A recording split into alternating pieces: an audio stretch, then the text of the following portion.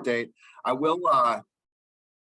will make sure you have a copy of the slides, and there's about 50 slides in there. I would never do that to you on a nice morning like this, but what I want to be able to do is provide additional information of things that were in the budget and give context, so administrators within the district have a good handle on what's out there and what to prepare for.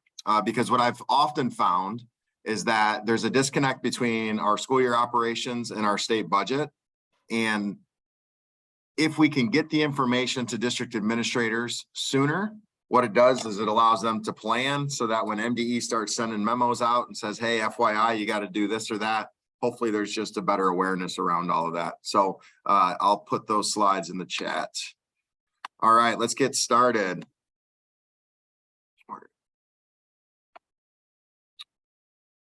Okay.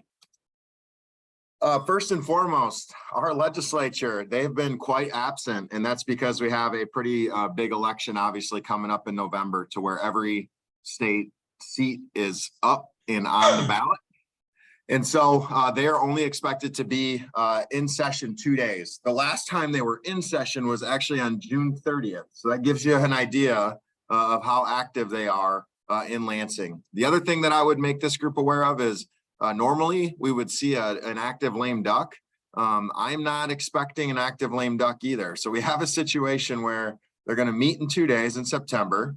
They're going to have the election in November. They're going to take a break after that to recover.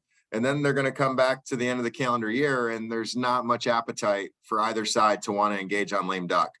So all of that's to say, when you think of big policy initiatives or things that could change our environment, they're not going to be around long enough to even entertain those things.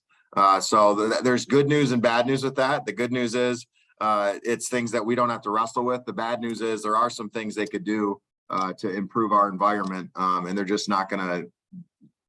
They're not going to be there to be able to move legislation like we'd need to. I did want to give an update to the group. There is a ballot initiative that was out there, a citizens initiative called Let My Kids Learn. I've spoke about this in the past, but really it's they call it student opportunity scholarships. Others would call it vouchers. That group submitted 520,000 signatures, and those signatures now need to be verified by the Secretary of State. But just to give you some context of this, the Republican legislature, like other states all across the country, they're advancing this notion of student opportunity scholarships. And the idea for these scholarships was, if you're a business or an individual, you can make a contribution to a nonprofit entity and then get a direct tax credit. And then that nonprofit entity could give scholarships to low income or special education students, and that could go towards private education or education services. So with Michigan, our constitutional prohibition against any aid going to private schools, whether they have a religious affiliation or not, Governor Whitmer vetoed that legislation. This group, Let My Kids Learn, that largely was led by former Secretary of Education, Betsy DeVos, went out and they started collecting signatures, and they spent over $10 million to get those signatures, which if you do the math, nets out to about $20 per signature. What that means is once the signatures are verified, the legislature has 40 days to take action.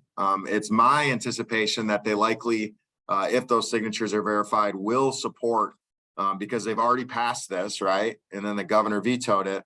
And then really the courts will have to take a look at it, because I expect immediate legal challenges just because of its issues with our Michigan Constitution. So just want to give you some context with that.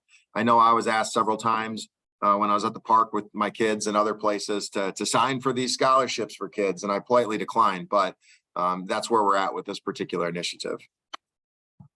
Another big topic that's been floating around is on June 30th, the legislature passed House Bill 4375, and it makes a lot of changes to our quote unquote working post-retirement. So there were many folks out there that retired as of June 30, and some of them may have had ambitions to want to jump back in and drink from the fire hose to begin the school year. This legislation really did impact those individuals. And so now, while there's more flexibility and less reporting on the district side, individuals who retire after the effective date of this law, which was July 20th, will need to sit out 9 months before they can become reemployed. The difference is once they become reemployed, we no longer have to worry about a critical shortage list. We no longer have to worry about what position they hold and or how much they make in that position. They're free and clear to do whatever they would like. For those retirees who retired 9 months prior to the bill taking effect, so that gets us back into October of 2021 or before, or anybody who's worked as a retiree has full flexibility under the new law to do whatever they want. So just FYI on that. This may impact situations. I'm sure you could have some staff and perhaps some coaches, teachers who were coaches and then retire, and then they say, hey, I still want to coach the JV softball team. Well, they're not necessarily going to be able to do so unless they volunteer their time until they get to that 9-month period. Substitute teacher flexibility, just a reminder on this, no more. While we have lobbied to say, hey, that flexibility provided last year benefited districts. They were able to fill classrooms when they couldn't find subs. No longer is that the case. As of June 30, that did expire. And as I mentioned earlier in the presentation, since they're not going to be around very much, there's not much opportunity for them to come back in and pass the law for them to extend this flexibility. So I do presume we're still going to have a challenge as we start the new year. And unfortunately, this temporary fix was not extended to help support us. All right, transitioning into the budget update. This is the area of the presentation where I have far more slides than what I'm going to show you, but I did want to touch on some important topics that I thought were relevant for this group. First and foremost, implementation caution. Please know a lot of the budget with this record spending requires MDE to interpret the legislative language, to then build grant applications, and then to get that out to districts and have a grant period by which they can apply for funds. And depending on whether it's a new grant or an existing grant, that can take quite a bit of time. So the good news is MDE is at least ahead of the game from where they have been at in the past, and they've determined which staff are leading which grant. So hopefully once October 1st hits and they're legally allowed to take action on these initiatives, things will start to flow a little bit sooner and we're not caught up as deep in the school year waiting for resources to do good things for our students. Despite myself and Dave Hunt's best pitch, Section 98B persists. So know that the benchmark assessment reporting that your boards and you must, post on your website, all of that is still in the budget. There isn't a change in what those requirements are. So I'm sure in some ways you can dust off the goals from last year and put them back in play. But that requirement still is there. And we're going to continue to work with our legislature and the governor's office to say there really isn't a need for this benchmark assessment reporting now that we're back to giving the M-STEP assessment in our traditional accountability systems that federally are required. Just know though, your goals for each building, this isn't district, for each building must be set by September 15. So that's going to creep up on us pretty quickly. All right, educator retention and recruitment. One of the probably more fun things within this budget was significant funds to try to build our workforce. I've shown you all those graphs when I presented to you previously about our decline within our teacher prep programs, leading the nation, 70% decline from 2009 to today. And so now it's at least exciting that the state in a very serious way said, how do we try to reverse that trend? And this really, these initiatives wouldn't be possible without the significant increase in funding that we saw and the federal funding that came from Washington, D.C. To be able to put some of these things in play. But in total, you can see there, when you add it all up over multiple years in which these initiatives are expected to persist, you really get into over $500 million that was put forward to try to expand and attract individuals into our workforce. The biggest bucket there, you're going to see grow your own programs, $175 million. This is going to allow districts and ISDs to apply for these funds. I do know in talking to Superintendent Lindquist, Superintendent Mayer in Ottawa County, and Ron Kaler here in Kent County, there is a desire to work regionally to try to put together a pretty significant proposal on the Grow Your Own program side. And the value of the Grow Your Own program, I'll speak to a little bit later, there's a lot of flexibility within it that can be taken advantage of. The first thing I wanted to share with you, there was $305 million put aside to give scholarships towards our future educators. So if you have a kid that is in a teacher prep program, or you have a niece or a nephew or someone you know, just know that there's going to be $10,000 a year that they're going to be able to apply for and receive. And the exchange for that is for every year that they take a $10,000 scholarship, they have to commit to working in public school for that duration of time as well. So that's pretty exciting news when you think about $25 million for this fiscal year. What does that mean? Roughly 2,500 teachers can get scholarships. If you look at our total enrollment of graduating classes and teacher prep programs, right now it's around 2,300. And so there's plenty of opportunity there for folks to offset that cost of their college education. The next one, I know a lot of you probably ate ramen noodles and beans and rice, the Dave Ramsey stipends for student teachers, $9,600 per semester. This will require districts to verify that, in fact, you are hosting those student teachers, and it is required of the teacher prep program. But I know for some individuals who graduated from the distinguished university, Go Green, Go White, they even have 2 semesters of required student teaching, and individuals at that distinguished university would receive those stipends for both semesters. So that's a pretty significant boost when you think about it, for trying to reduce some of those barriers that linger out there to get folks to want to come into this profession. A couple of other areas I want to touch on: mental health grants. We have additional dollars that have been put forward for mental health, and a lot of what I'm going to speak about on this particular topic, as well as school safety, really comes from the Oxford tragedy, to where a group of legislators came together. They came up with recommendations on what should be done. The school lobby group was engaged on that pretty heavily. What we informed our legislators is to say, usually in these situations, they want to mandate that districts put forward a particular program or have some sort of initiative that, hey, it's required that you do X, Y, or Z. We said, hey, if you're going to not just give the dollars in a per pupil foundation grant increase, and you want it to be specifically used for mental health or school safety, please provide some broad flexibility in what districts can do. Every district's in a different spot in their journey with what they're already doing.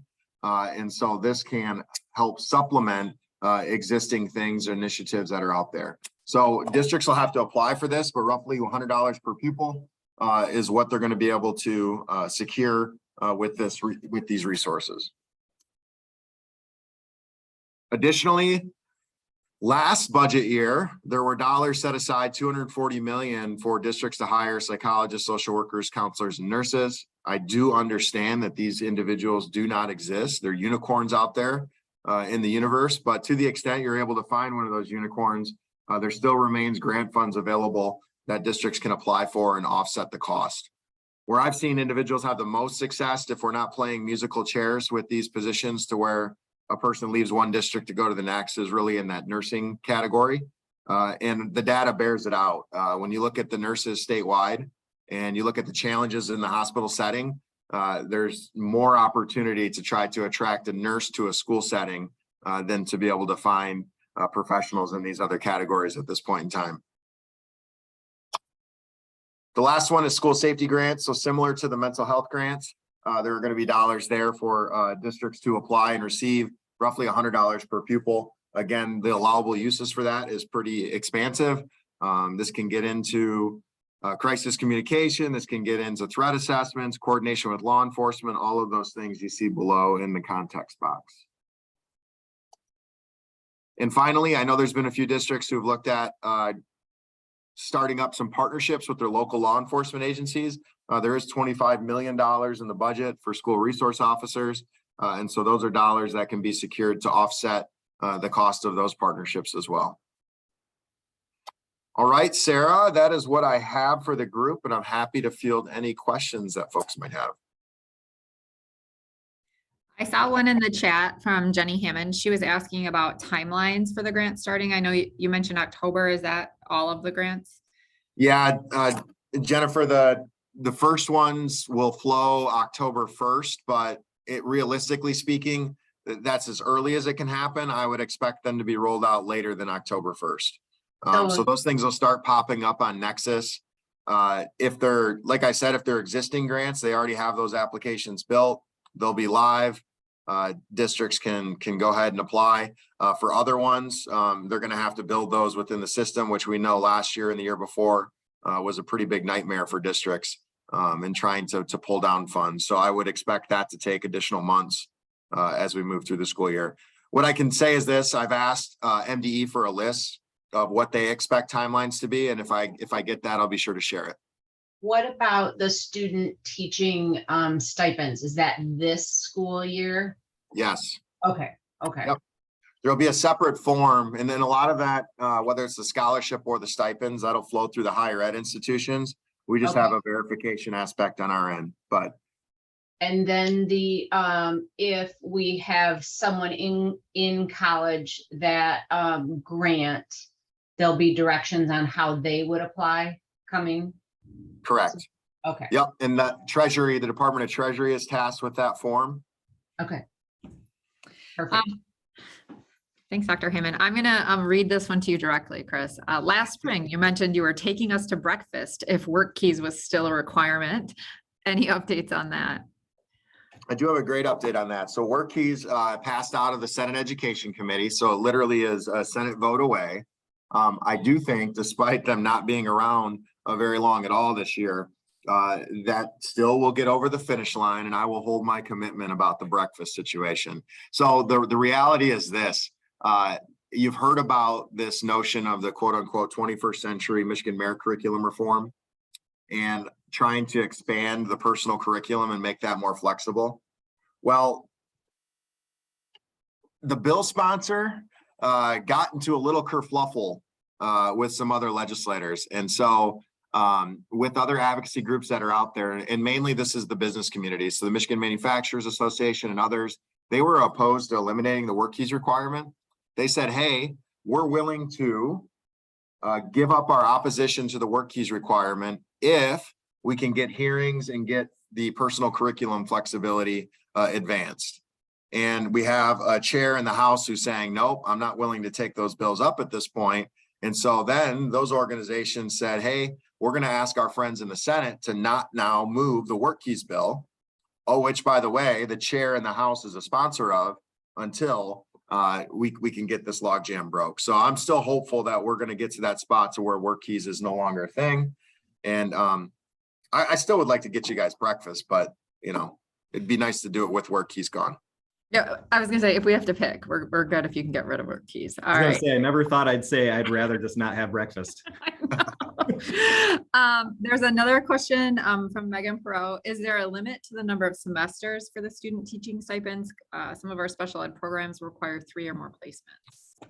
Yeah, the language in the law just says as long as it's a requirement essentially by the program to be able to graduate from that program, you're able to draw. Awesome. Any other One other questions? Oh, go ahead. one. So Chris, you talked about 98B, which of course is something that's been close to my heart for several years now. That also is coming with 104I now. So the curriculum the assessment reimbursement portion of that is still around. So if you are using NWEA, iReady, or STAR, you'll still be able to get your reimbursements for those. Ooh, all right. Any other questions before we let Chris go?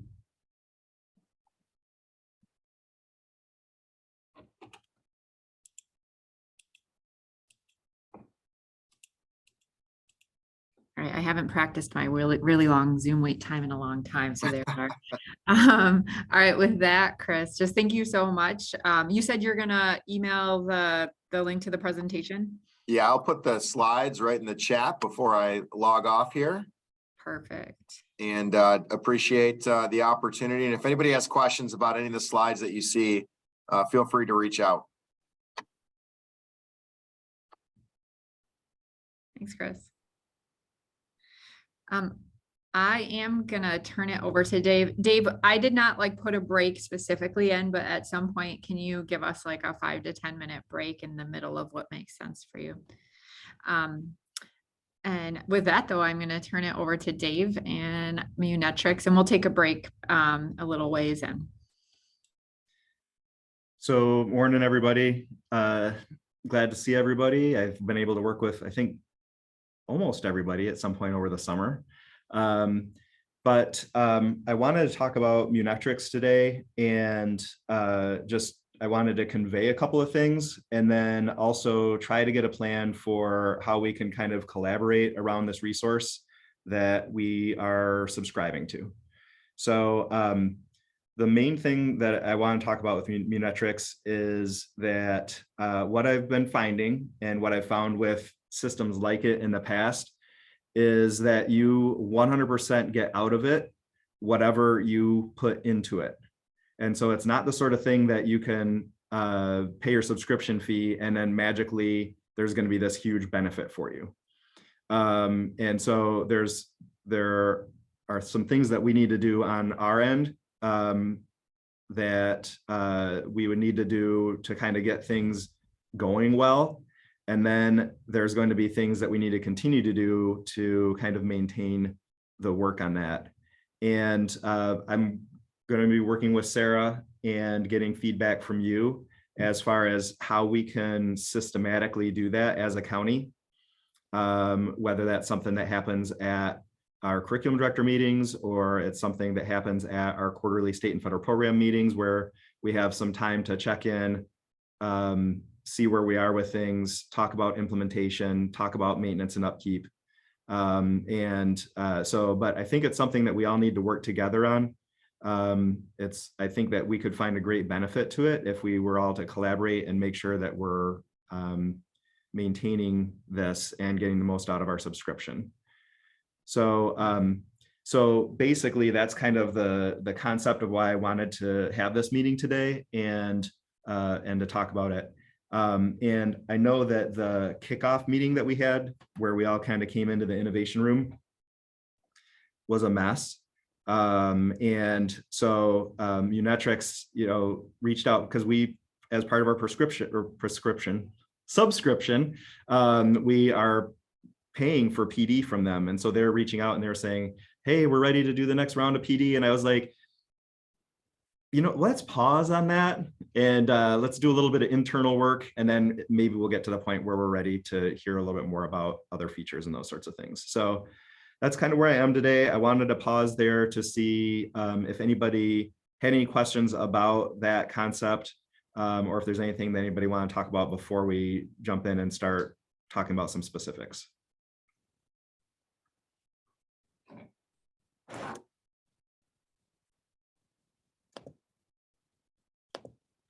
All right, then we'll just kind of jump in and start talking about specifics. I'm going to pause regularly to maybe ask for some feedback or some input on things to try to give a chance for the group to talk a little bit about the things that we're looking at. So hopefully we can all stay engaged and have a chat when those times happen. I just shared my screen. Is everybody seeing the agenda on the screen right now? Okay. So I wanted to open up this first link here, and this is my favorite state to be in, the world according to Dave. And so I've been spending a lot of time on Munetrix and trying to think about what are the sorts of things that we can all collaborate on together to get the most out of it? And then how can we kind of set up a system for what I'll call the care and feeding of Munetrix? And so I'm going to kind of start up at the top here in this kind of reddish area where this is kind of a workflow to get us to the point where we can start to not collaborate around how can we get it up and running, but get to the point where we can start to collaborate around what's the data in there and how can we use that to improve our systems and programs. So our first hurdle is really going to be how can we get to the point where we can start using it to improve our systems, but that's going to take a little bit of work together first. So today I wanted to talk about 5 main things, and that's kind of this little spot at the top. The first thing I want to talk about is how to enable MyKIP, or how to enable Munetrix in MyKIP. So in MyKIP, they very recently added the ability to use Munetrix in your data story and data discovery in MyKIP. And so I'm going to log into MyKIP and I'm going to show everybody where that is. And it's a very easy task. And I suggest that if you have access to MyKIP, that you just log in and do it right along with me. If you don't, then we should talk about that, and because I can help you with that. So that's going to be the first task that we do. The next thing I want to talk about is the transparency reporting. And so we're probably not going to set things up in that today, but I want everybody to have a common understanding of what that is, and a common understanding of what parts we can all work together to get loaded into the transparency reporting. And kind of along with that, a first, I would say, low-hanging fruit task that we could all engage in is getting our emergency drills set up in Munetrix.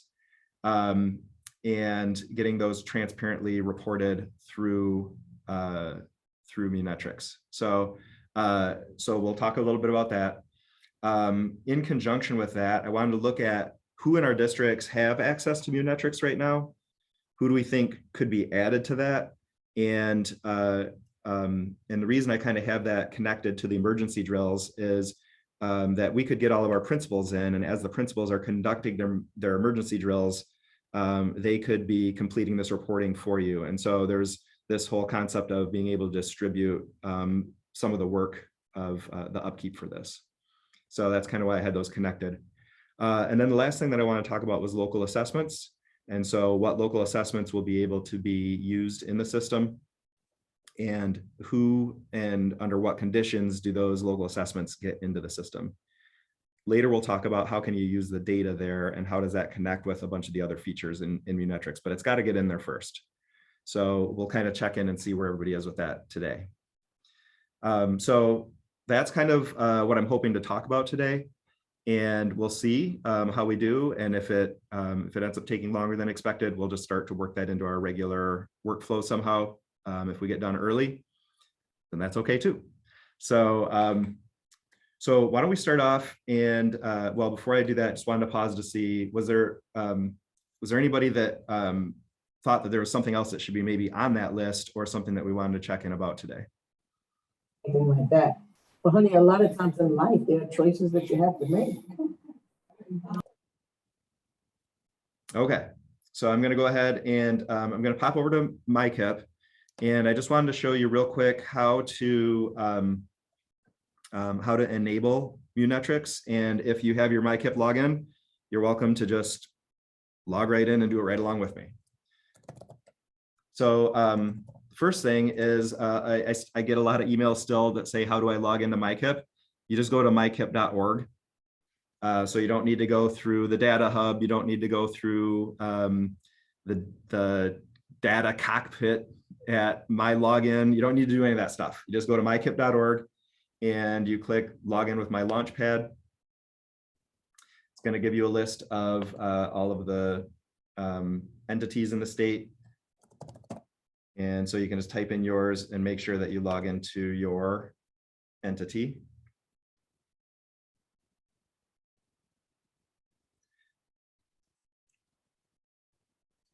And once you get logged in, you'll see up in the top corner, it will say, hi, your name. And so when you click that, one of the things that's up there is administrator settings. And under administrator settings, there's a part that says third-party integrations. So when I click that, I see down here under optional integrations is either IDEX or Munetrix. And so at this point, you would just click Munetrix and enable it. And so mine's already active, so I can't show you what that looks like. But once you do that, you're connected and you're all set. So what does that do? If you go back to discover data,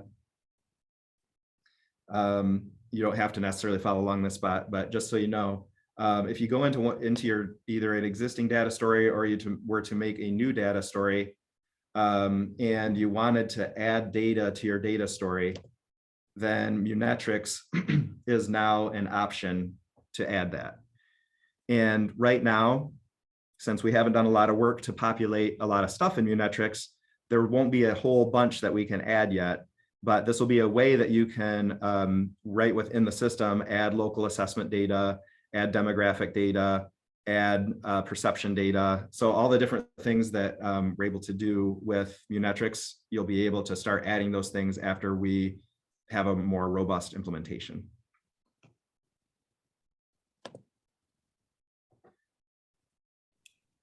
So Steve, yep, I can help you with that. If you remind me. So Steve was just mentioning that with his change in role, he doesn't have that administer situation. So there's a role called MyKIP administrator. And so if anybody's not seeing that administrator settings there, just write it down and make sure that you reach out to me and I'll help you out with that. Saffron too? Okay, thank you.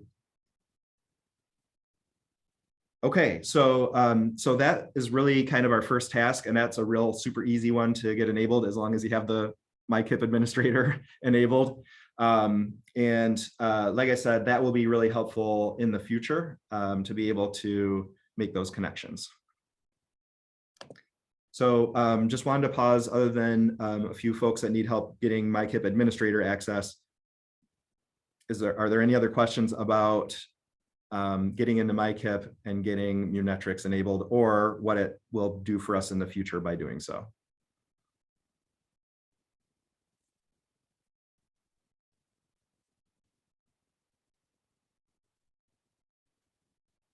Okay.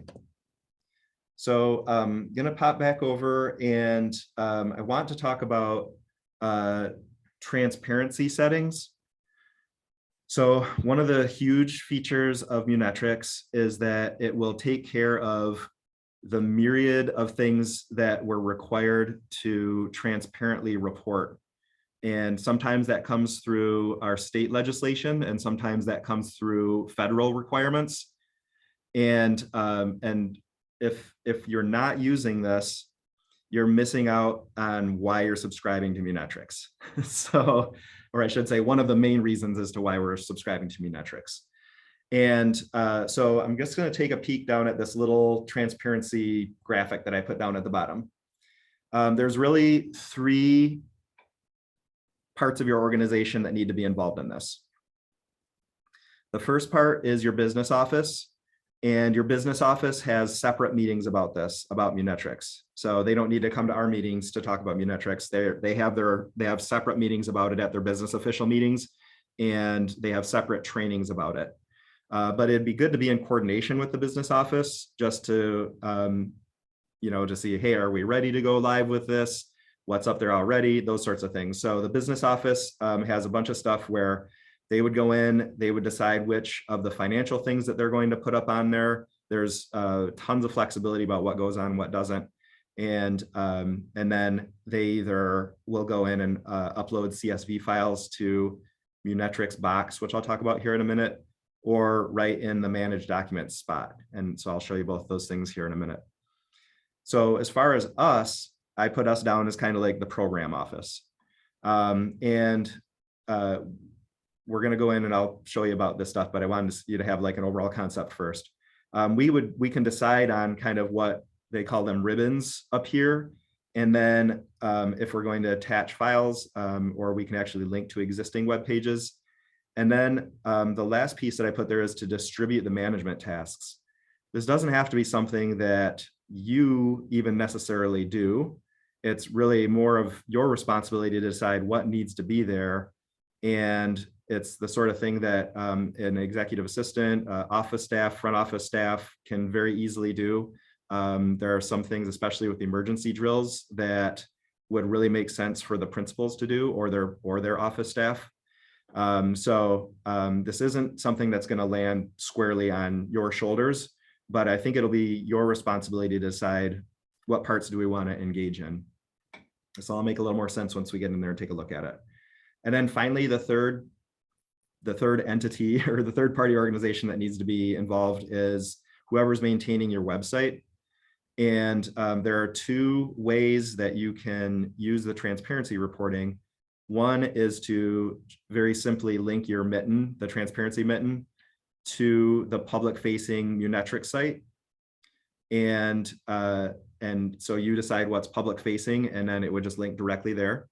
And then the other thing that you can do if you have somebody that's really good at maintaining your website and you really like the look of your website, you want to maintain your look and feel of your website, you can actually embed all of the stuff from Munetrics right into your website. So there's kind of a couple of choices there. I'm going to show you what that looks like now.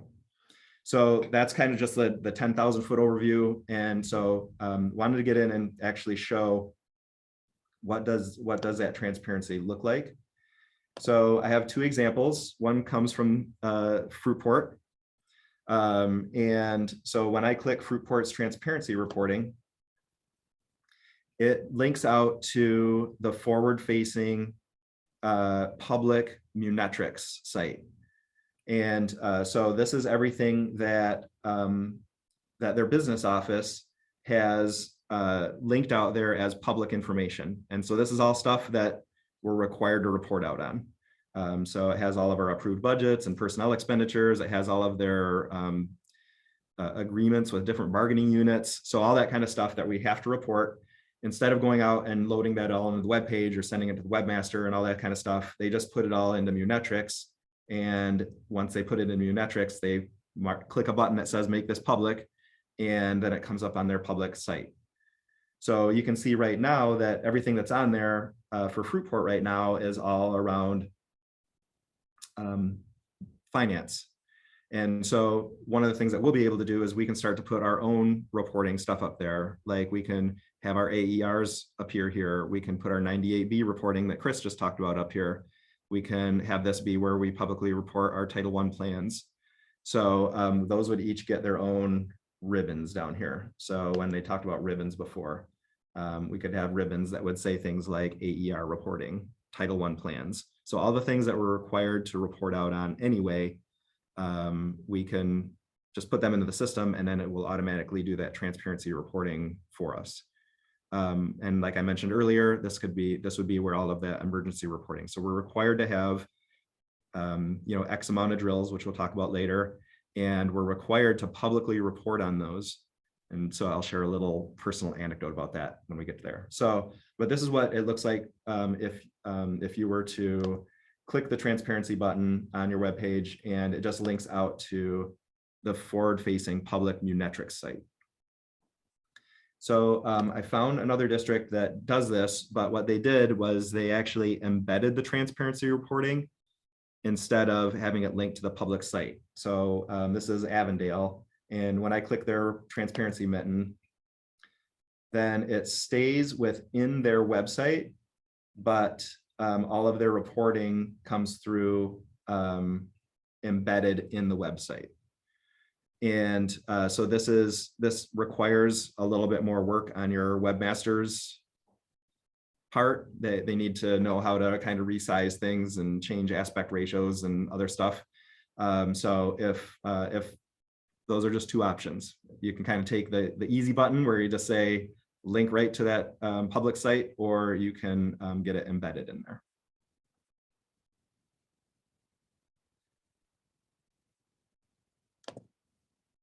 So I wanted to pause there before we kind of get into Munetrics and actually dig into that a little bit more deeply. If you have some experience with this so far, does anybody have anything that they want to share about it? Was there something that they did and it was easy? Is it something or that they did it and they're like, hey, you should need to keep this in mind? Or has this been pretty much the realm of webmasters and business officials so far?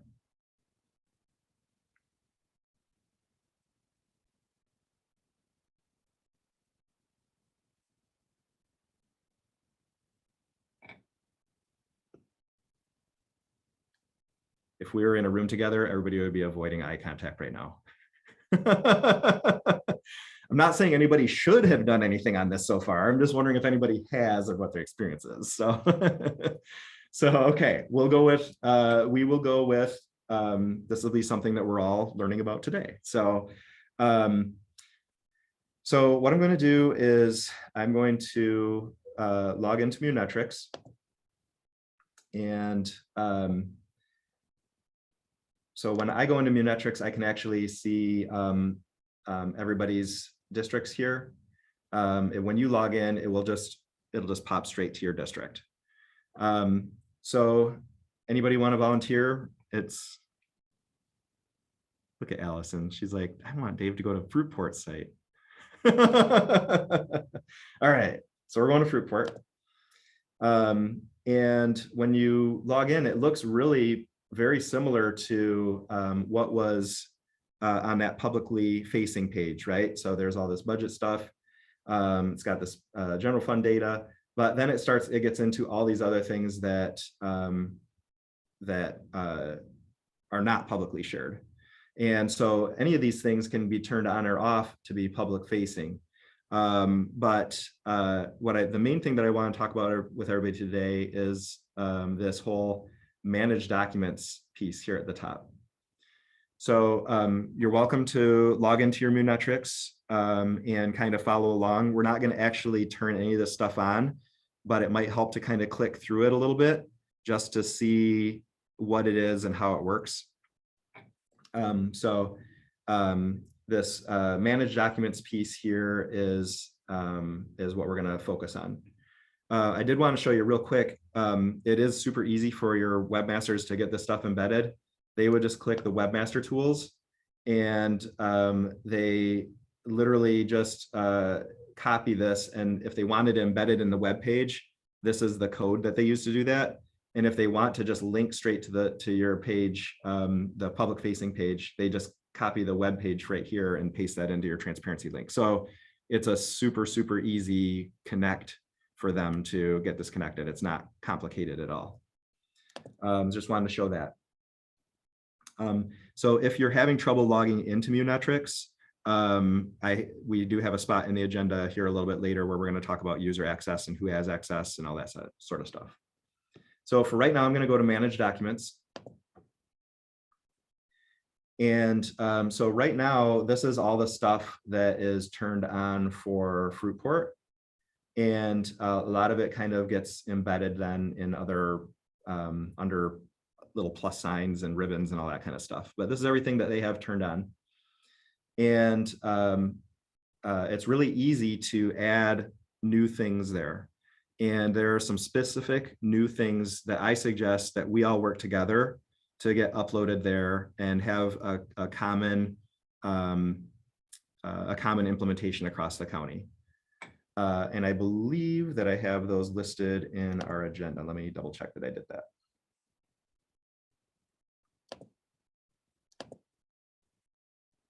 Yeah, so the ones that I think that we should work together on and get up there would be our annual education reports and our Title I plans and that 98B reporting.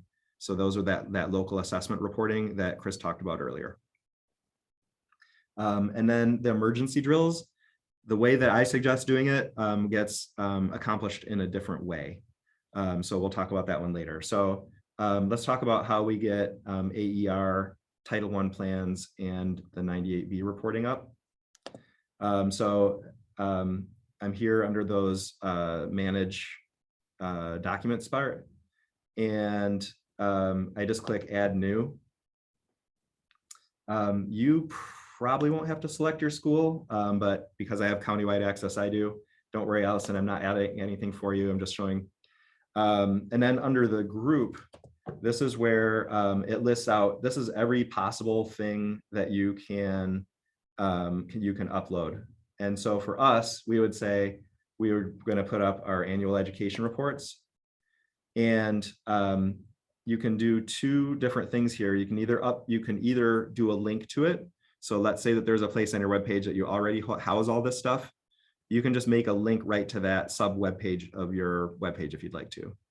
Or you can link to a file and you would just upload that file. So if I hit file, then it gives you the chance to upload it. So with our AERs every year, you know how it is. We go out, we get the thing from My School Data.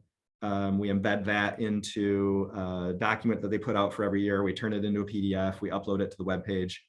So for this, you would just upload it right here, and then it would get maintained. And then for the titles, when it's time for us to do this, I suggest we do it together. And you always just put the year at the beginning of it. So for the AERs, there's an AER for each building. So for Allison, she would say 2022 Beach AER, 2022 Edgewood AER, 2022 Middle School AER, right? And so you would just upload each file. And then we have public turned on. And then when you hit create, it'll make an AER ribbon on your public facing page. And all those people that are clamoring for your AER every year will know right where to find it. Super easy to find it. You don't have to go to your district web pages. You don't have to go to your, they just click the mitten and that'll be one of the things on there. I'm so glad that at least Allison chuckled. Because everybody's knocking down your door for the AER every year. So that was one thing that I suggest putting up there. I don't suggest necessarily going back and finding your old AERs and uploading them and all that kind of stuff. You never have to have anything other than the most current AER posted. So when it's time to post the AERs again, we'll just put that on our curriculum director agenda or our quarterly meeting agenda, whatever we decide, and we'll just do it all together. So this is not one that I suggest going back and finding them and uploading them. So that's one of the things that I suggest that we upload. The next one is our Title I plans. So if you scroll down, Title I plans is one of the options. So as we know, each school is required to have their Title I plan, and there's a template that's provided by MDE. I put it in my, we talk about it at our quarterly meetings. I put it in my monthly communications, all that kind of stuff. And so each building has to have that, and each year it is supposed to be updated. And so this is the spot where I suggest putting those. It is a federal requirement that they are made available to the public. So there's nothing that says it has to be put on a transparency link like a lot of the Michigan laws are, but the federal law says that it needs to be made available to the public. And that's kind of what I think the transparency link on your webpage is for, right? So if something's supposed to be made available to the public, the place anybody's going to go to look for that stuff would be the transparency link. And so, well, there may be other ways to make it available to the public. I think this is probably the easiest way. This is one where if you have your Title I plans ready for the year, or if you have like last year's plans and you're getting them updated for this year, you could put up last year's plan just to kind of try it out, or you could wait and upload those, upload your 22-23 Title I plans whenever they're ready, if they're not ready yet. So this is a spot where I recommend doing that. It's one of those things that maybe I can just kind of bring it up throughout the year. And then as we get to toward the end of the year, we'll just make sure that everybody's plans are there. And I'll pause for a minute just to talk about the Title I plans and say that if that's not something that you've been keeping up with, or you've kind of fallen off since we got away from assist and when it used to be an assist, I would be happy to help you with that, either to kind of strategize about how to do that with your team, or to come in and actually work with your teams to get your Title I plans. But we really need to have those, and they need to be publicly reported. So the last one that I want to talk about here right now is the, let's see, what do they call it in here? It is District Educational Goals and Reports. And so this is where you report out your goals under 98B. And so you see educational goals is one of those subheadings, and then the goals progress reports. And so the goals progress reports, if you cast your mind back to last year, are due in February and at the end of the year. And those are, there's a template for that. I helped several of the districts put their templates together. And this is where you would report that. So your goals, which are due by September 15th, would go here. So you would just select those goals, and then you would upload the document.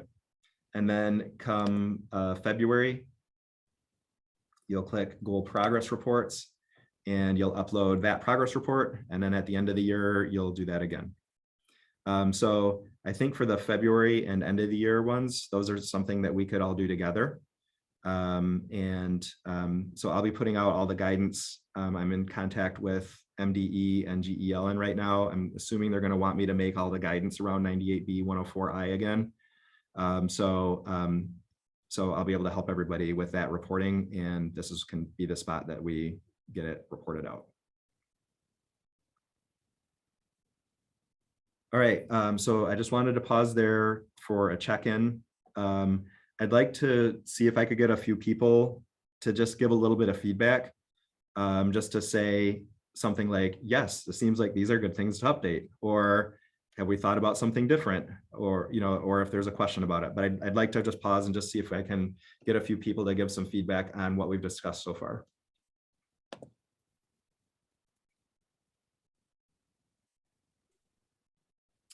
I think that would be a great place to put it. I think I'm gonna need help when we when we get to this spot to do it.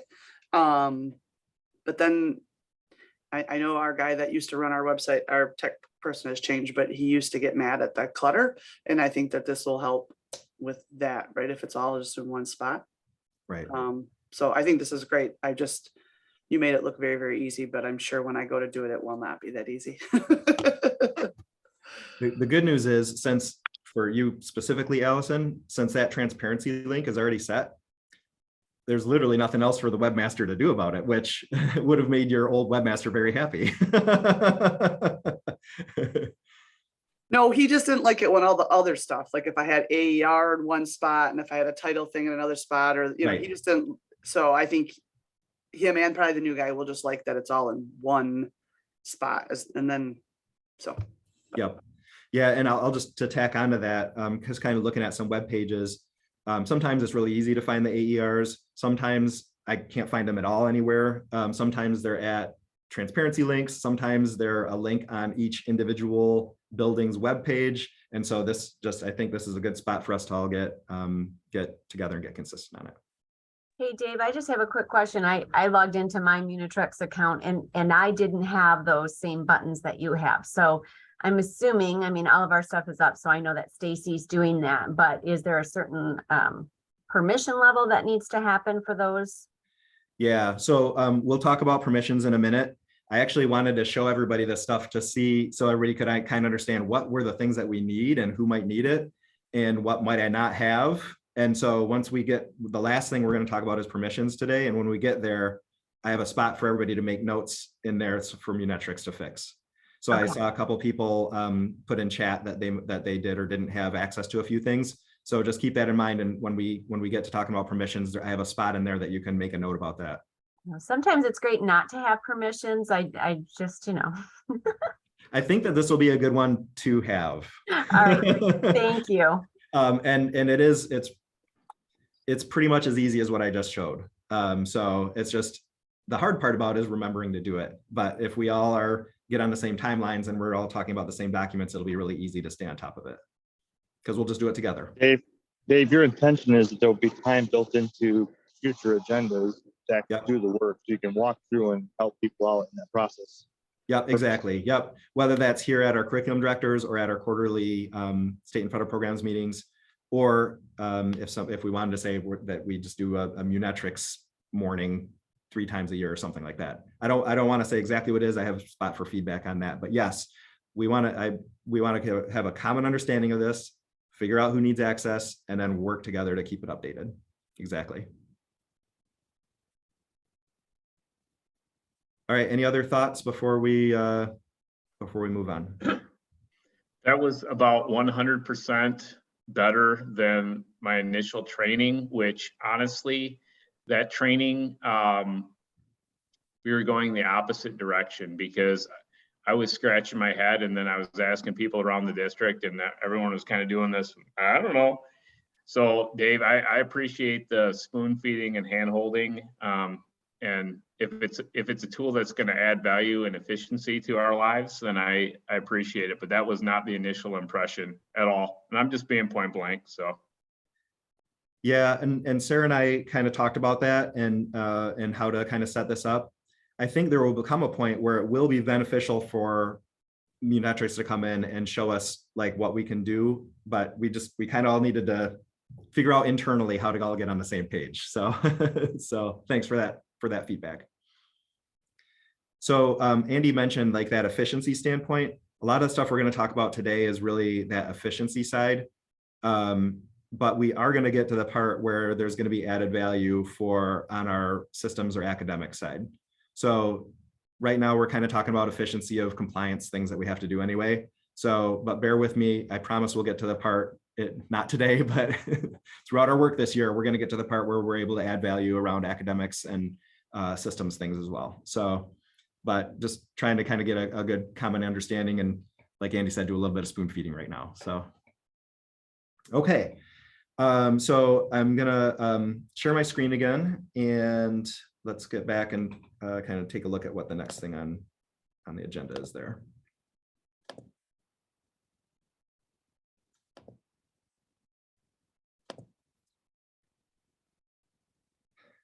So we kind of talked about the task one there. I do have a link to a Munetrix document that talks about, it actually gives step-by-step about what I just showed. I'm not going to open it right now, but that's just so you know, like it shows how to get in there, how to go to manage documents, how to add something in the ribbon and that sort of thing. So there's a help document right there for that. So the next thing I want to talk about is the emergency drills. And I really felt like, I think I mentioned earlier, this feels like a piece of low-hanging fruit for us. So, I want to give a personal anecdote. So several years ago, I was the curriculum director at Whitehall. This is like 2010, 2011. And while I was there, some horrible school shooting happened. And it became law that we have to transparently report about all of the drills that we do. And so I worked with the district to kind of set up a system, and I made like folders that had templates of how to fill the stuff out, and I had put auto reminders in my email to email the principals about when they should be doing their drills, and then they would send them to me, and I would upload them to the webpage and all this other stuff. So about 2 years after that, one of the newspapers or the TV stations, I don't remember which one, decided to go around to every district in the county and check to see who was complying with this new state law. And at that time, I was back to being the principal at Shoreline, and there was one school in the whole county that was compliant with the law. It was Shoreline Elementary. And so they did a big reporting about it. And for a little while, everybody may remember around 2013, 2014, for a little while, everybody kind of got back on the wagon about all of this stuff. So I thought, I went and checked, this is still the law. And so I went and I just peeked at a couple of web pages to see if I could find this. And I'm not going to call anybody out, I promise. But many of the web pages, I couldn't find anything. And there was, if somebody has it, you're welcome to share it with me and prove me wrong. I wasn't able to find anybody that was 100% compliant. This was something that I would say, so this is a snip from an unnamed web page of an unnamed district. This was what was pretty typical. The last reporting that we had was from many years ago. So I think that this is an area that we all know we have to conduct these drills. We're all probably conducting the drills, and we need to follow that last step to get the drill publicly reported. It's the law. And so I think that this is a really easy thing that we can kind of all collaborate around. and make work, and we can kind of see a way that this can help us be efficient and get the reporting done that we're supposed to be doing. So this is a suggestion that we work on this. And so I wanted to give you a little bit more information about how it works, so that you can decide if this is something that you want to invest time in. I think that it would be really beneficial. Like I said, we have to do it. We're already doing the drills, but like many, many things that we talk about, if you don't write it down, it didn't happen. And so this is the way to write it down. So this is how it works. So here in Munetrics, now I'm gonna become Orchard View for a minute. Oh man, Simeon's not here, is he? All right, so down at the very bottom of your Munetrics, if you're in there, you'll see something that says public safety drills. So I'm gonna go ahead and click that. And I went through and I made sure that everything was set on everybody's public safety drills pages. When you get there, you should see your buildings listed there. And I wasn't 100% sure about some of the districts about like, well, what building should this be in this district? Should this be in this district for some combined programs? So if there's something there you want me to tweak, just let me know. But when you get in, you should see your buildings. And if you were to click on any one of those buildings, if you click edit, oh, sorry, wrong spot. If you go to reports, you'll see that it lists out all the buildings and then all of the reports that you have to do. So we have to do 5 fire drills every year. So I'm looking at Cardinal Elementary. 1, 2, 3, 4, 5. There's 5 fire drills. Right now, they're all scheduled for Monday, July 4th. They're not all happening on Monday, July 4th. So what we would need to do is we would need to come in and edit those to say, when are the drills? And if you run your guys' administrative teams like we used to run ours at Whitehall, you probably sit down and you say to the principals, okay, make sure you schedule out all your drills because there's specific times and places they have to happen. We'll talk about that in a second. So, you know, so at an administrative meeting, you spend an hour, you get all your drills set for the whole year. And then you come in here and you actually assign those drills to say, when are all these things happening? I'll show you here in a second. But so there's 5 fire drills. We have to do 3 lockdown drills and you have to do 2 tornado drills. There's also some other drills that schools do that aren't required under this transparency reporting. So there's evacuation drills. We're supposed to practice evacuating our buildings once a year. You can add that drill in here. And then, oh, there's one other one. I can't remember what it is right offhand. Evacuation. I'll have to look back at my notes. You can add them in though. So like if you do other kinds of drills, you can add them in. So if I come over here to buildings and I go to Cardinal, so what I would do is I would sit down with my administrative team. I'd map out what all our drills are for the year. And then I would come in here and you hit edit, and then you can actually change the dates on the drills. So right now, where's it at? Oh, I'm editing the building, sorry. Here we go. I knew I'd get there somehow. So I click on Cardinal and right now it's saying that all my drills are on July 4th. I just edit that drill.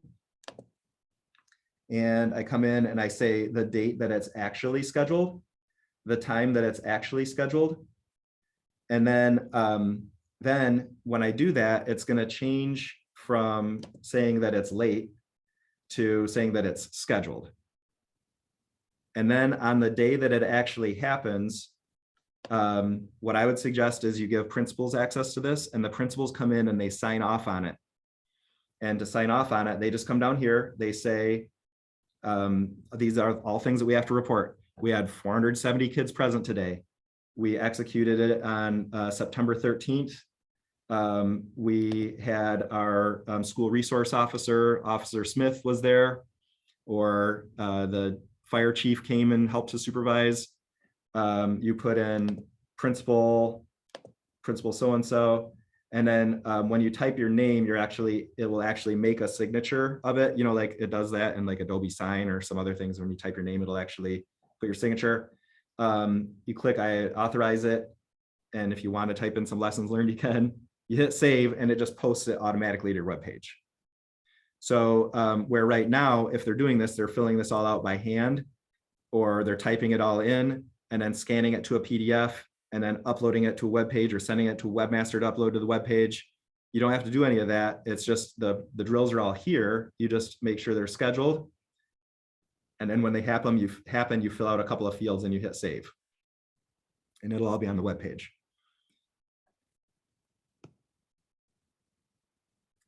So again, this isn't the sort you certainly could centralize this and make this your responsibility, or make it an office staff's responsibility, and that the each principal reports in when it's done and all those sorts of things.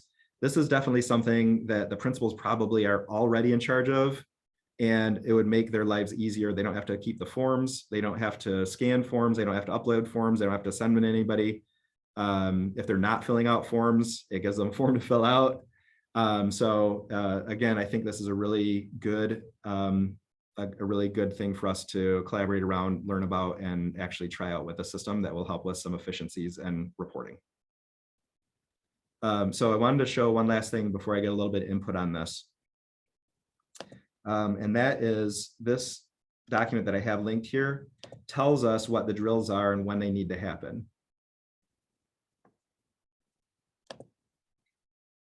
So for fire drills, it's not like you can just have 5 fire drills.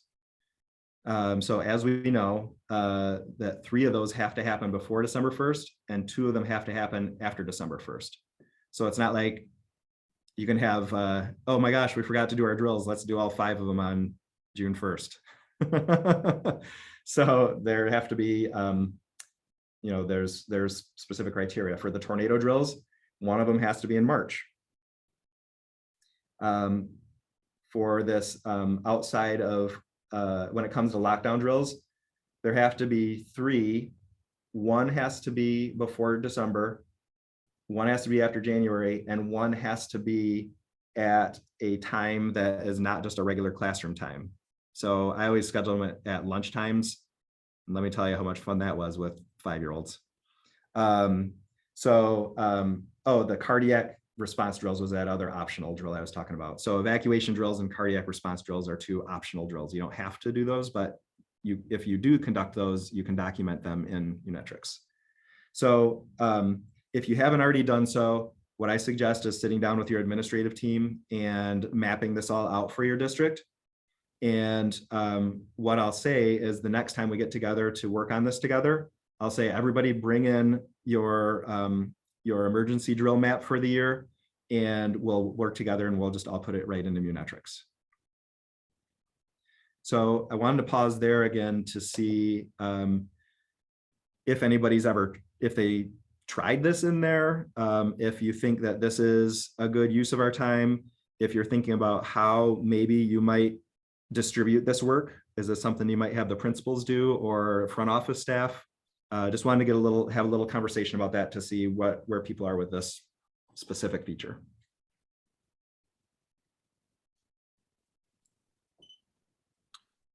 Hey, David, it's Steve from North Muskegon. When I was elementary principal, Tammy Budd, the secretary, did it for the district, and she's religious about all of that. And I see on our website that it's not there. So what level of access would someone like a Tammy need in Unitrix versus me entering it? She does it. It might just be asking her to do it in Unitrix. Yeah, so if she's the one and she's doing all this stuff, just have her keep doing it. And it's as easy as, in a minute, we'll talk about who needs access, and we'll just add her to the list as somebody that needs access. Okay. Yep, and she'll be able to do it. And it really is easy enough that you could show her probably after just seeing us do it, what we did right now. Or I'd be glad to show her as well. Or she could pop into our meeting when we work on it together. But what I'm hearing is that she'd need to be on a list for some sort of other access. Yep. Okay. And that's the last thing that's on our agenda today is to figure out who needs to be on that list. Cool. Thank you. Yep.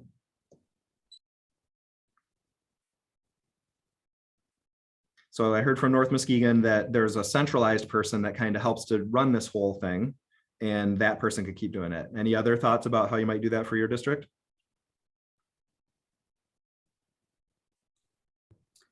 In Fruitport, it's the same. The superintendent secretary did it. And there's been a changeover in that position, but I think that whether it's that person or somebody else that has Munetric access, I like your idea of just knocking it out during a principal meeting. Or we have district crisis team that meets once a month. So either one of Yep. those could knock that out, and it'd be easy to add it into Munetrics. Yep. And it's the sort of thing where, the crisis team or whatever gets together, makes the big matrix, gives it to the executive assistant. She populates it all in Munetrics, and then the principals could go in and sign off. It'd be almost easier for the principals to just go in and sign off than to email the secretary and say, there were 450 people. Chief so-and-so was there. It'd be almost easier for the principals to just do it than to send an email. So that's a thought too. But you certainly could do that. They could all email the one person if you don't want to make your principals have another login and that sort of thing. So lots of ways that you could do it. Dave, I'm just curious. I'm sure that Montague is an oddball here, but we all do this. The building secretaries take care of documentation, but Yep. our buildings do not have the same drill schedule. Is that uncommon, or should all buildings in a district have the same schedule? No, it's very common for all the buildings to have their own schedule. It's just that you just need to know what that whole schedule was. Sure. So if I go back and share my screen again, Allison. Let's see here. So this is Cardinal's drill schedule. It's not the whole district's drill schedule, right? So I click on, so if Cardinal has a different one than the early L, so I would go to early L and I would say, okay, my first fire drill is scheduled for, such and such a date. So it's very common. The buildings all end up with their own schedules. They all have different things going on in their buildings, all that kind of thing. It's very common for every building to have its own schedule. But what's kind of nice is to sit down as a team to agree on what that schedule is. Just from the standpoint to know that, yep, we have them all scheduled, because there's a lot of, like we just said, there's a lot of rules around it. Oh, did we have 2 before this date and 2 after this date? Did we have this one scheduled in this month? It's just like we're kind of do a little spoon feeding right now. It's helpful for the principals to get a little spoon feeding on when all these drills need to be due. That's why I suggested making the schedule all together. Gotcha. Thank you. Yep.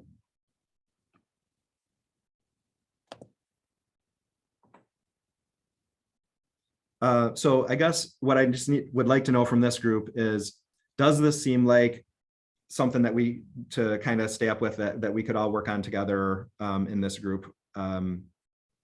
Just to, like I said, it was kind of a nice thing to think about, like we could all work on this together. This would help us to get some other people into Munetrics. We could get their accounts made. They could do this, but later on, they're going to be able to access it for local assessment data and all other kinds of things. I'm seeing some thumbs up. Thumbs up and nods. All right. Okay. All right. So I Dave. want to just. Oh, but I think maybe it would be maybe a good time for a break. I was just going to say, I was Oh, just you're wanted to pause to perfect. see, before we go into a break, I wanted to just give a quick preview of where we're going. I don't think there's not like a ton more time, but I think a little, I'm just going to show what we're going to do, but then we'll take a quick break.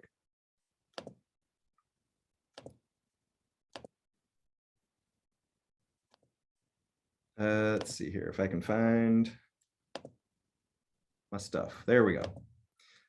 So when we get back from the break, we're going to talk about local assessments and what the people at Munetrics already have set up and who their contacts are and who has availability to do different things. We're going to go over that.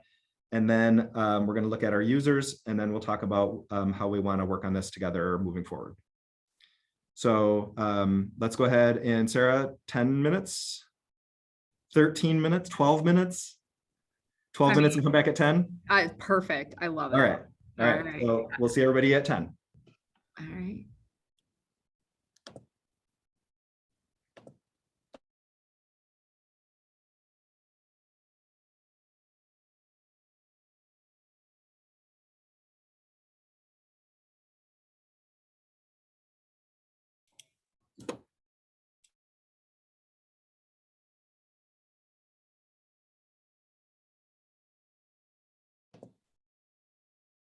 All right, well, it looks like we didn't scare everybody away. We have all the holdouts here. That's good. All right, we'll give it just a little bit, wait till right at 10 o'clock and we'll get started again.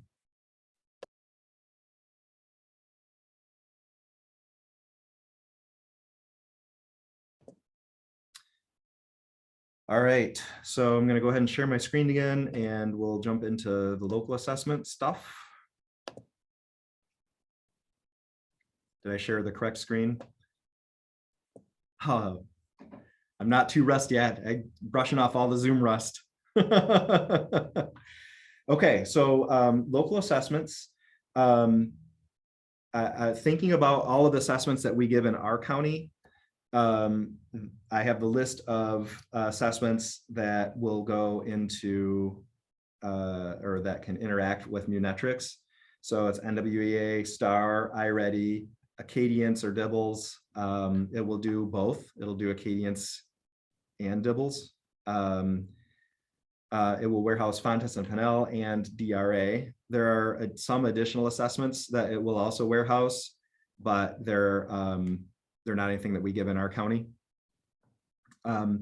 So when it comes to NWEA, STAR, and iReady, those three can auto-populate. So you have to enter into some sort of agreement, and there might be a few tech switches that need to get flipped, but NWEA, STAR, and iReady will automatically populate to Munetrics. I think there might be some sort of annual expense, like a $200 expense for some of those. I'm not 100% sure.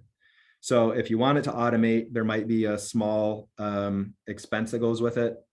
That doesn't mean you can't still use it if you don't mind doing the legwork of pushing the data in and that sort of thing. I'll show you what that entails. So those can auto-populate. The rest of the assessments, basically you need to go into whatever data system is used for that and export. So I'm really familiar with Acadience. So there's a very simple data export field. You export it and then you upload it to Munetrics. And I'll show you how to do that here in a second. So the main thing that I wanted to do with this group today, and you all have edit access to this document. I wanted to kind of go through and explain my little tracking system here. So over here where it says access to upload, if your name is here, it means that you can upload documents to the Munetrics box, which is the way that you get all these CSV files for local assessments to Munetrics. Again, I'll show you that in a second. If there's a question mark, it's because we don't have somebody set for that yet. And Steve, I'm working on getting you set as that person, but we can add other people also. So if you wanted to have multiple people, you're welcome to do that too. So Allison Heyer, for example, if you wanted to be able to upload stuff and you wanted Stacy to be able to upload stuff, that's fine. We can add more names.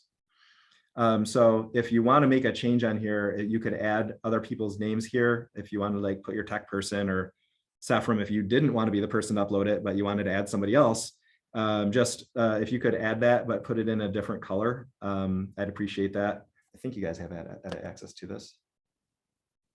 Yes, okay, good. And then if there's a question mark, it means that there's not a person there. So so if you could add names there as needed. And the reason, so Nate, the reason I had question mark next to Pam was right now they gave her edit access, but she's been emailing stuff in instead of using the box. And so I don't think she ever accepted her box report. So I think I can just reach out to her and talk to her about that. But if you could leave the question mark next to her name to remind me that I need to do that.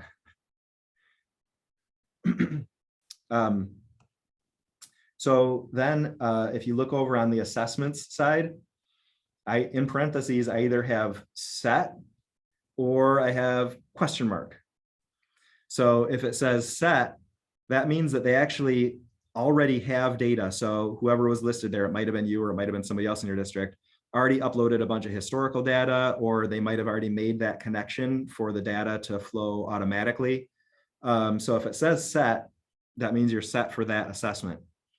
But they also indicated that they knew that they thought maybe from previous communications with you that you also used other assessments, but they're not set. And so those are the ones with question marks. For example, at Muskegon Public, iReady is all set, but they also give Acadience, but they're not uploading any data about that yet.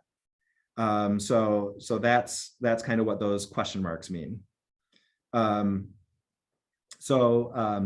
If you see a question mark there and you want to upload your local assessment data, which I really encourage us to do, we're paying for this service and we want to get the most out of it. And one of the things that you're going to get the most value out of is having your local assessment data here.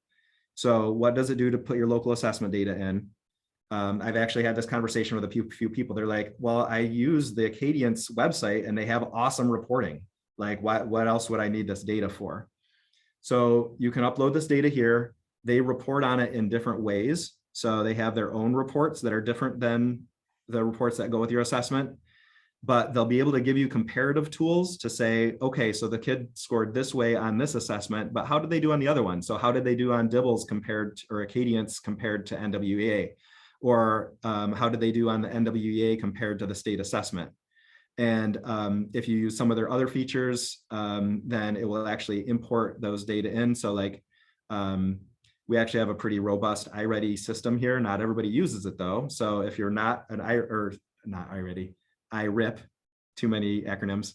We have a robust countywide IRIP system, but if you don't use it and want to try theirs, it would automatically import all your local assessment data and all that kind of stuff. So another thing that you would be able to do with local assessments is you could actually use the MyKIP integration and import your local assessment reports right into MyKIP as one of your data stories. So there's lots of reasons that we would want to have as much local assessment data populated as possible. So if you see that there's question marks here, I really recommend that you start to upload that data. So I'm going to show you how to do that. Not that you'll become an expert at this, but just to show you how it works so that when we work on this together, then you'll know what it is that we're going to be working on. So what you would do is you're going to get, if you are the one that's doing it or the person that is, you need to get access to Munectrix box.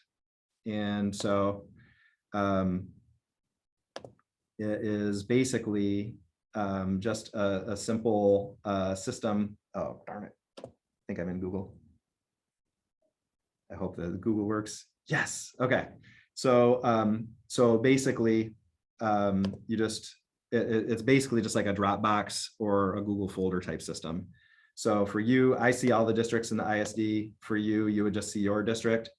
And so, for example, I will go to Montague's and they have a spot, it'll say financial data, and that's what your business office uses to upload all of their FID and budget reports and final expenditure reports. The business office does all of that. So you would go to the academic data, and I take care of all of the state assessment data. So I put in your WIDA scores, your MSTEP scores, PSAT, SAT. I upload all of that for you guys. So then what you would do if you give FastBridge, for example, you would just come to the FastBridge folder and you would literally just drop the CSV files that you export from FastBridge in there, or Acadience, or whatever assessment you're giving. You just drop them in there. And when you do, somebody on Munectrix side, Dawn, gets an email that says, Mona Shores uploaded new assessment data, and they go in and they populate that into Munectrix for you. There's usually a couple of day turnaround for them to get it populated. But it's super easy. If you've ever had to do an export from any of your systems, it's easy to do. And then you just drop the files right into this box folder system, and then they take care of it on their end. The thing is, you just have to remember to do it after each benchmarking period. So, so basically 3 times a year, you'd come in here and you'd upload your assessment data. and then it gets populated into the system.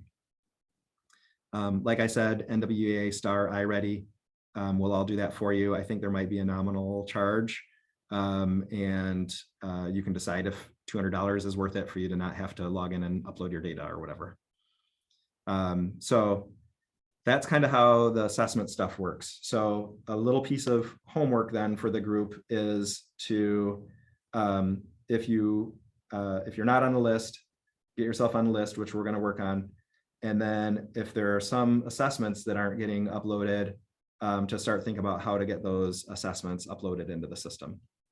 I could either work with people separately on this, or this could be one of kind of a standing agenda item, however we decide to work on Munetrics stuff together. So I wanted to pause there. I don't want to get into the system and start digging into the reports and all that kind of stuff, because they all look different. We all give different assessments. All of the reports look different based off of the sort of data that can go into them and that sort of thing. So I don't want to get into the system and show them. And also, there's just a lot of things until we get more data in there. We're not going to really be able to realize the full benefit of it until we get more data in. So this is one of those pieces where I mentioned at the beginning, you get out of it what you put into it. This is for sure an example of that. If you spend some time and get are thoughtful about the data that you're putting in, you're going to have an awful lot of data to consider and look at in ways that you weren't able to look at before. So I'm gonna pause there just to get a little feedback from the group. If there's any questions about this that anybody has, if somebody's already done this and if they've had some experience with it, how it went for you. Just wanted to pause and just see if there's some feedback from the group.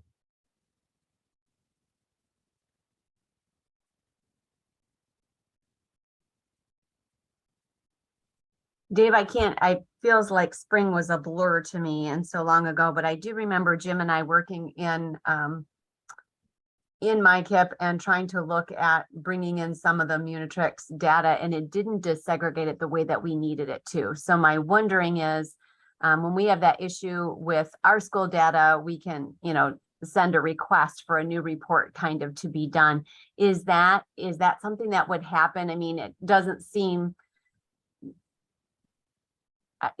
seem to be very helpful if you get the data in there, but then it doesn't desegregate by the groups that you have to desegregate for in order to, to do your reporting or your analysis. Yeah, so basically, the Mark of the world, at our school, that if we want a new report, we get a hold of Mark. There's a equivalent person at Munetrics named Linda, and I found them to be really responsive with a lot of the things that I've gotten a hold of them about. Now, there's some things that don't fix at a drop of a hat, but I think that they would be responsive to that. And even if you can't pull some specific reports, there's still going to be a benefit in other ways when it comes to like connecting the data and looking at it in different ways. But I think for a while that there will still be benefit. I'll go back to my Acadience example. There was some favorite reports in Acadience that I went to like every single time, and I would probably still continue to do that in Acadience. So I don't think that this is going to replace some of the good reporting that might already exist in some of your systems. But I think that it will show the data in different ways and interact in different ways that aren't possible just in the separate systems. But that said, they are responsive to building reports and those sorts of things. And they do have like a Mark counterpart there that tries to build those reports and those sorts of things. Thank you so much. No problem. And as we start to get data in, start looking at it, and we start coming up with those things that would be more helpful, that's the sort of thing that I can kind of help be the communicator between our group and Munetrics on. Any other thoughts?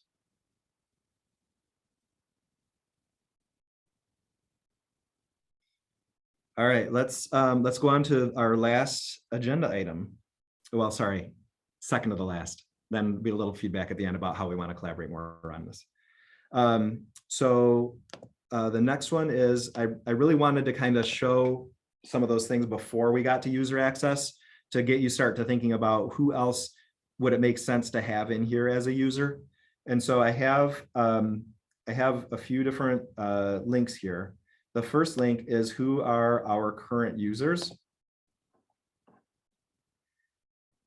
So what I did in here was, this is just an export of everybody and it's sorted by district. There you'll look at this and you'll see that there probably need to be some changes to this. So for example, Allison Camp mentioned earlier, or excuse me, Allison Heyer mentioned earlier, hey, I can get in and I can see Munetrix, but I can't see that manage button. And so if you, that would be something that I would put in notes next to, so Allison, I would open this up and go down to your name and in the notes, put in there that you couldn't use the, no, I can't remember what that button said, manage. I couldn't use that manage button, or that the manage and webmaster buttons didn't show up for me. And so if you put that in, and then anything that you note in there, if you would just fill that with green like I did, you can see several other changes that I've already made in there. If you could fill those with green. And then if there's somebody there that is no longer at your organization, if you could just put remove in the notes and then highlight that green. I have a different document for ads. So this is really just to fix things that are a little messed up. So for example, they had Scott Green at Muskegon ISD. And so I put in here, move Scott to Reese Puffer, but then also give them access to Holton, North Muskegon, and whatever else is in North. So if you see things that aren't quite right, just make a note about it in the notes section. So this is for current users. So if you could just take a minute to look at your district for the current users. Give you guys a minute to look at that.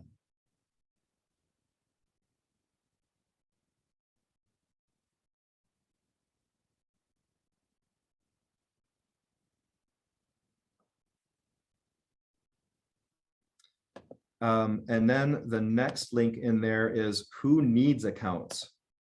So we've talked about some other people that might need accounts. So depending on how you might want to do your drills, you might want to add all of your principals here as needs accounts. So if you're looking at that list and there are people on there that aren't on there that need to be on there, this is the spot to get them added. So you can either do that now or write it down as homework.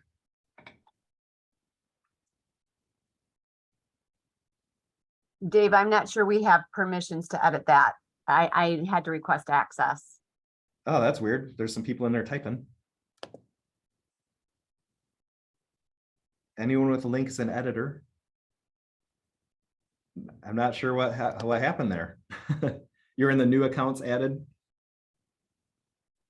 I am in the, oh, maybe I'm in the wrong one. I have, who has access to Box? Okay, yep, that's a we'll go on Sorry. that.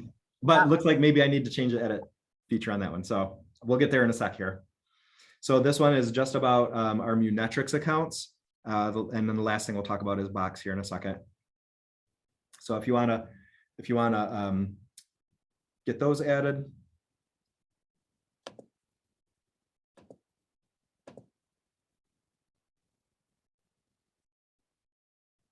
And so this document, Allison, the Box document actually came right from Munetrix. So I'm going to change this to anyone the link is an editor.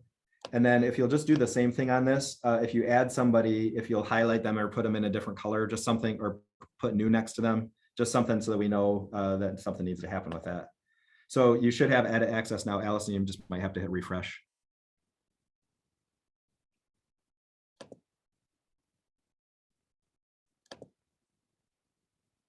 So kind of 3 tasks here under making sure that the right people have access.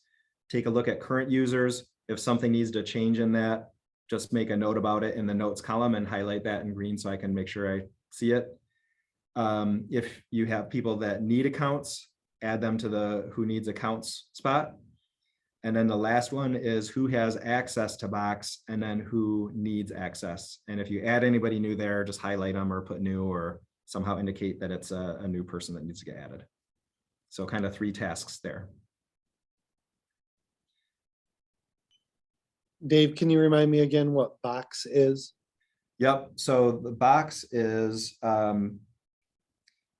me pull that back up here. It's the thing that looks like a Dropbox, or it's where if you have local assessment data, you actually upload your local assessment data there. Thank you. Yep. And that's also important for somebody in the business office to have access to that, because that's where they do all the financials. Is Mark still doing all the business office stuff for North Muskegon, Steve? Yes. Okay, so if he doesn't already do it for North Muskegon, he's done it for Fruitport, so he'll know what to do. But he'll need to have access to to North Muskegon's box. So if he's not on the list, you might want to add him. Got it.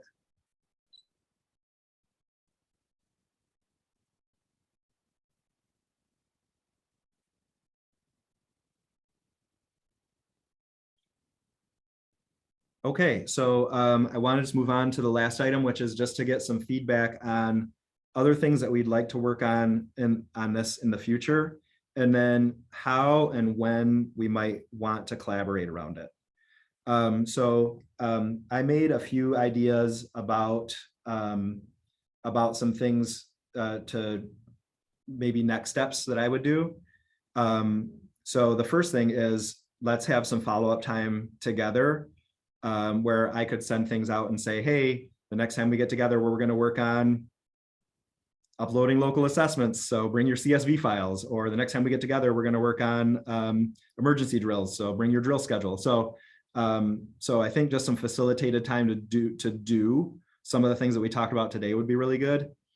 And once we get all of our local assessment data there, I think that would be a really good time to maybe have Munetrix come in to show us how some of those features that I talk about work, and also for us to maybe give them some feedback about some of the reports that we would like to see. So that would be something kind of in the future. There's a whole educator eval portion of this, and that's another reason to have your local assessment data in there. It will help you with your calculations for that. Maybe at the end of the year, we could have a session on educator evals and kind of talk through. There are tons of options about how to use local and state assessment data for educator evals. And so for us to kind of talk through that and some of the pluses and minuses around all of them and how to use Munetrix to do that, I think would be a really good topic for the end of the year. And then maybe even farther out in the future, I actually worked with Munetrix before we subscribed to them to make a state and federal programs compliance tracker that would for sure be good to use if you're in an on-site review year, but wouldn't be a bad idea to use even if you're not. But that one is kind of far out in the future. Just wanted to get people thinking about what are some of the things that we might want to do with this in the future. So I guess I'd like to get input on a couple of things from the group. One is, how and where do we want to collaborate around this again? And the other one is, are there some things that we want to add to the list, whether it's this year or some other time in the future, that we want to make sure that we learn more about? And I know you're like, I don't really know enough about the system maybe to know that, but I wanted to put it out there in case there were some things that, you know, people have gotten in there and they've been able to play around with a little bit and maybe have some questions. So if you don't mind, I'd like to kind of go around and get a little input from each person, just around like, what are some ideas about how and where we can collaborate around this? And then if there's other things that I should add to the list. So if you don't mind, I'm going to go around the room and I'll start with Nate.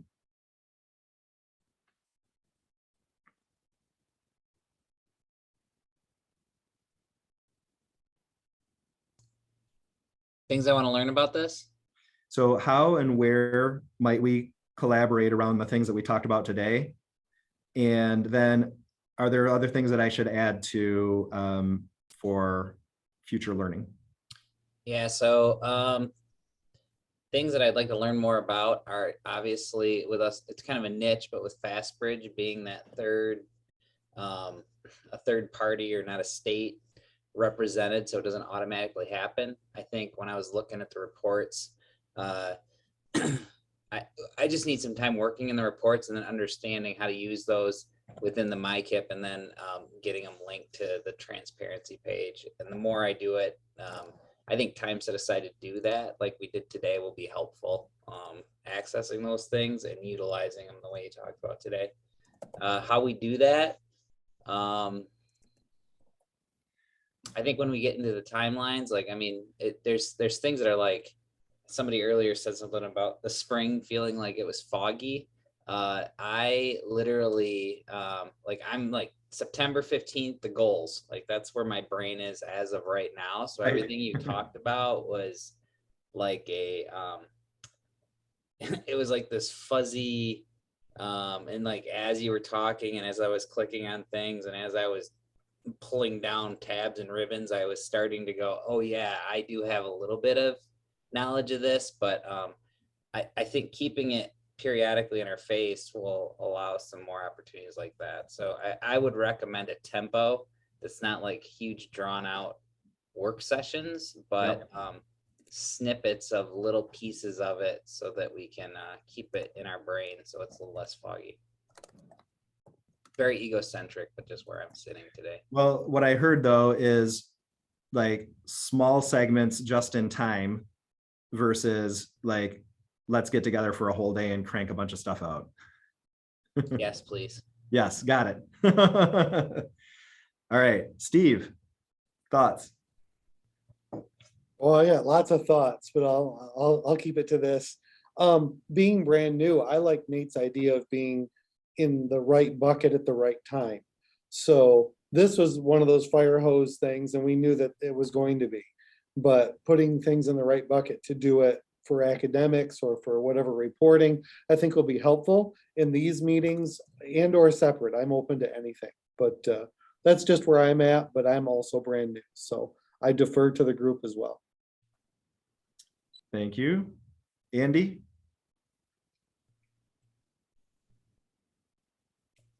Yeah, so I think, you know, manageable chunks makes complete sense to me. One of the questions that I have is, and maybe this is from the perspective of not wanting to become like my district gatekeeper of this. For collaborative purposes are, for instance, you had mentioned finance directors, but our special ed directors, and I see some of the other folks that are on the list of people that are currently signed up to use Munetrix, our tech directors, for instance, are they all going to be receiving incremental updates, learning, professional development along kind of paralleling what we're doing as well? So I can speak specifically for the finance people. Yes, they have training throughout the year. They're collaborating around the sorts of things that they, much like what we did today, they're going to try to collaborate around, you know, what's some common things that we can upload and learn about together. As far as the tech directors, I think that they're on the list mostly for webmaster type stuff. I don't really know that there's a lot of stuff that the tech directors are going to have to do unless they're in charge of uploading assessment data and stuff like that, right? So each district operates so differently that it's hard to say, but that's probably why tech directors are on there. I'm not sure about special ed data uploads. I think that the special ed directors will be able to begin to be interested in this after we do some of the things that we talked about today. So, you know, we're the ones that kind of have the keys to assessment data and those sorts of things. And so I don't know that they're going to need to upload and, you know, do some of those back end pieces. But when we get to the spot about being able to utilize the data for decision making, then for sure we'll want to get special ed directors involved. And by then we'll know a little bit more about it too. That's just a couple of, I wrote down your notes about that, Andy, but those are a couple of just kind of off the cuff thoughts that I had about that. Right. And so, I mean, if you start to do the rabbit hole trick with this and start to think about the practical aspects of it in terms of like the emergency drills is a perfect example, like who needs access and the involvement levels, you know, just the the idea of having a username and a login and being able to access the system is different than actually being able to efficiently navigate to where they need to go and do the things that they need to do. And, you know, so some of those processes, because I think it could potentially make it much easier, but being able to have an awareness and an understanding and that ability to navigate is probably the most important aspect of it, as far as like, as you start to broaden who has access and how it's being utilized. So Right. just a Yeah. thought. Yeah, no, totally. And I'll make sure I make a note about that too. All right.